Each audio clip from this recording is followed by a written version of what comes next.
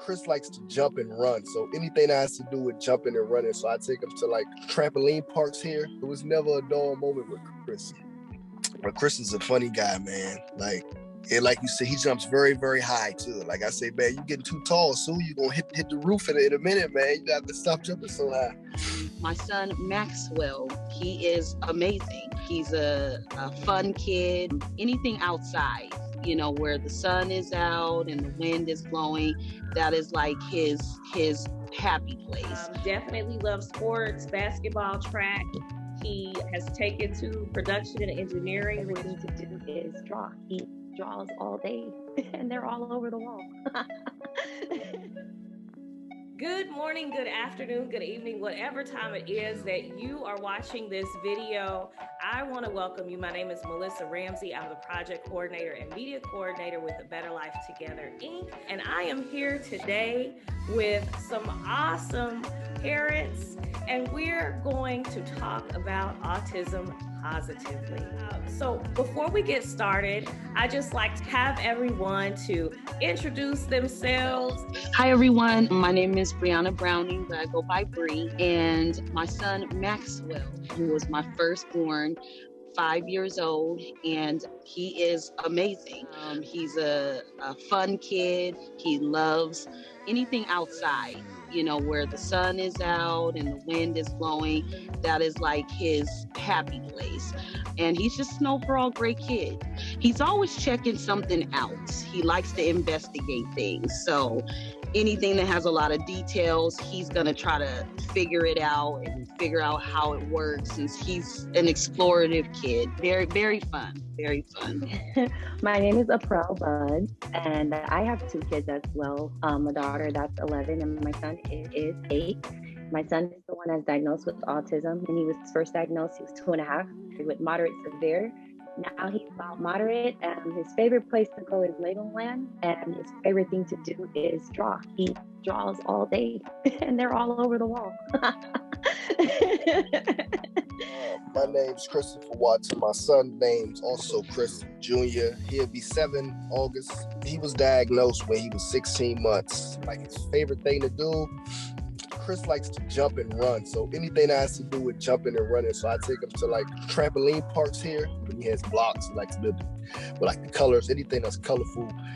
So yeah. As well, mom of 2. My oldest is 15, my youngest is 14. Kendall was diagnosed with PDD pretty early on. Soon that diagnosis went out of the big book, so he's just referred to as on the spectrum. And some of the things that he really, really likes to do, he's either gaming with his brother or by himself. Definitely loves sports, basketball, track. He most recently has taken to production and engineering. His tagline is Stevie Wonder isn't blind. That speaks to living with that disability and that it shouldn't be anything that stops you. Is there a tool that you all have found as parents that has just been excellent? I don't really much have a tool. I like to research a lot though, because I don't sleep, obviously. But I do a lot of research. But when my son was first diagnosed, my biggest tool was parent to parent. So, I put him in preschool right away when he was old enough, and just listening and talking to the other parents and finding out their experience, because some other parents have more than one, that is on the spectrum. So that kind of helped me a lot. With Chris, I like to have him around people who are within his age range, because I don't know if it's just from my understanding, but I just feel like maybe he could like pick up some of the habits from the other children. So even if his kid's a little bit older than him, but Chris, sometimes the kids always understand that he can't talk. So if he may like do something, or if he's like moving too slow for them, then they may get upset and say something to him. So I'm kind of like nervous. So I kind of like shelter Chris. Even when I'm trying to find like park, there's a whole lot of kids at the park sometimes. I won't even take them to the park, because I just know, there's no sitting down. Like, how sometimes you see parents at the park on their phone, their cell phone. With Chris, I know I can't do that, because he's going to be running off. He may run off in the woods or something like that. He may go underneath the slide trying to climb up. So it's never a dull moment with Chris. Is there any advice that you all have received that turned out to be some great advice? I think just treating him the same as I treat my other children, especially more recently now that he's getting older, where even though he's nonverbal, there's still an understanding that's there. Like, oh, I just seen mommy pick brother up and give him a hug and a kiss.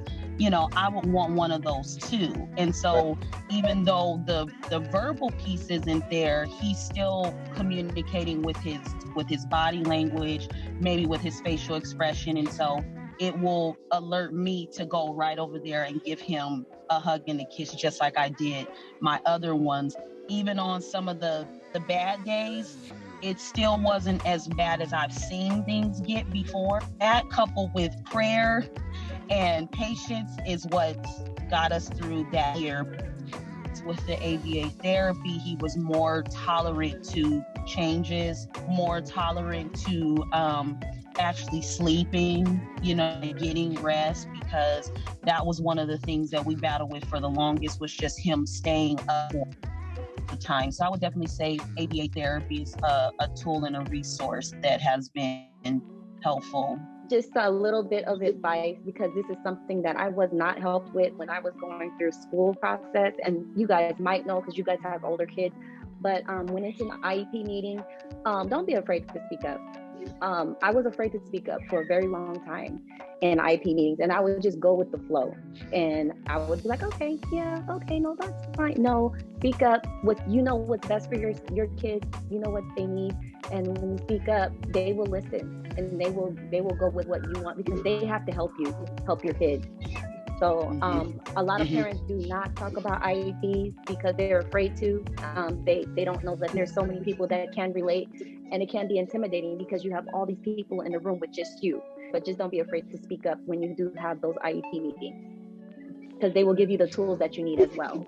So like my son, he couldn't write before. Now he's writing because they're sending me home with tools for him to be able to write properly and space off and stuff like that. If it wasn't the self-regulation half moon, it was the functional behavioral assessment that turned out to be a wonderful tool. The functional behavioral assessment is kind of what saved me when we had some instances of bullying. Of course, Kendall is an African-American young man. These children were not. And there were things that just kept happening, books that kept coming up missing, things that were placed into the girls' restroom. He also has a secondary diagnosis of PTSD because of some of the things that happened. And so that was just something to work in tandem with the IEP, because I wasn't quiet mom in the IEP process. And like you said, speak up. You can take who you want to take. Because just like they come in there with a handle of people, you can have your team and your support with you. So I would say functional behavioral assessments is a great tool, besides the sensory awareness style, and then also just having your person or persons to go in and support you. I would love to close out today with some final thoughts. Is there any advice that you all want to give to anyone that's watching, being positive, not just taking everything that they said? When they said that he wouldn't talk and he was just going to do X, Y, or Z, he's gone far, far past that. And there was a lot of just days and nights of prayer. And April says she didn't sleep. I know I didn't sleep. That was when I was, talking to the Most High about what I, wanted to see for my son, if it be his will. I actually had to learn, like I said, I like to talk about the parents because we don't take time out. Like you said, I'm an insomniac diagnosed because I don't sleep. Why? Because my son likes to elope. He likes to leave the house. But those moments you have to find, even if it's in the middle of the morning, like you said, your prayer. I meditate before sunrise every morning. That is my time, and it centers me, and I'm able to deal with my son. throughout the day. So, so I just feel like as a parent, you have to find your you time. And if that you time is at 2, 3 in the morning, take that time. If that you time is at 6 in the morning before they get up, take that time out for an hour or two. Go to the gym for 30 minutes or something. Because if you don't, you're going to crack and you're going to, just burn yourself out if you don't take time for yourself. I would like to say I really enjoyed even just listening to different opinions, because like I really don't have, my family is just, they can be very cruel. I'm just gonna be straight up. My type of family that I have, they don't even want to be around Chris. You know what I mean? So it's like, and listen, I'm a single father. I have Chris 24/7. Like I said, besides this situation, be with me now. So I just think the biggest advice I would give is just try to find your own positivity, whether you pray or meditate. Like me, and my son, he also used to try to escape, but I used to, like, it's just these locks that I have where you lock from the inside. I don't want to know. Like I said, I'm still trying to find positivity. You heard the song I made. Like, I try to make music to kind of like to vent about certain. So like I said, this call really helped me, like I said, to hit some like positive outlooks on it, because this is the most I ever really speak about it. So I guess just positivity and find a support system if you can. I definitely agree. That was probably one of the first things that I did. I think it was 2016 when I wrote a song, because people always used to say my now 14-year-old was always looking like he was mad, but he felt like he had to be the big brother, so he was trying to protect his older brother. And people always was just like, well, Kendall's always moving fast. So I just had this line, maybe that's fire in your eyes. Maybe that's purpose when you move your feet. Let's see. I would probably have to say prayer, most definitely, because that is just something that myself and my husband both, we believe in it. And I mean, every day is something new. Some days go, pretty consistent. It seems like, oh, I got this on lock. And then by day 4, it's like, no, you ain't got nothing on lock, because something has changed, whether that's an eating pattern, whether that's textures from food, whether I've been drinking this drink, but now I don't want it anymore. I mean, it's a slice of humble pie every single day. But I would say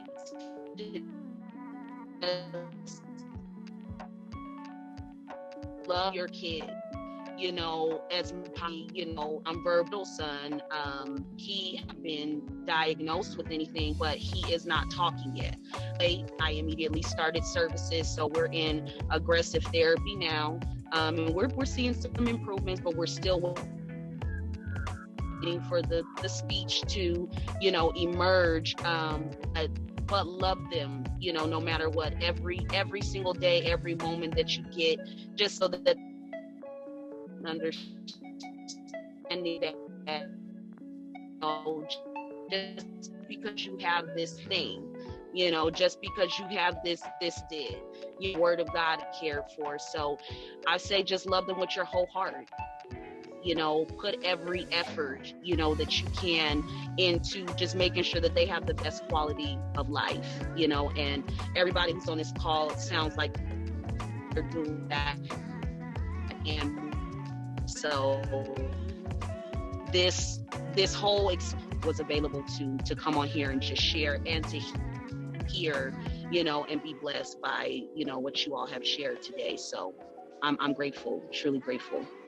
I'm grateful for each of you all. Chris, Bree, April, thank you all so much for being with us today. Our first episode of Autism Positively. We are so happy to have you all come on and share your stories. And we'll see you all again for the next one.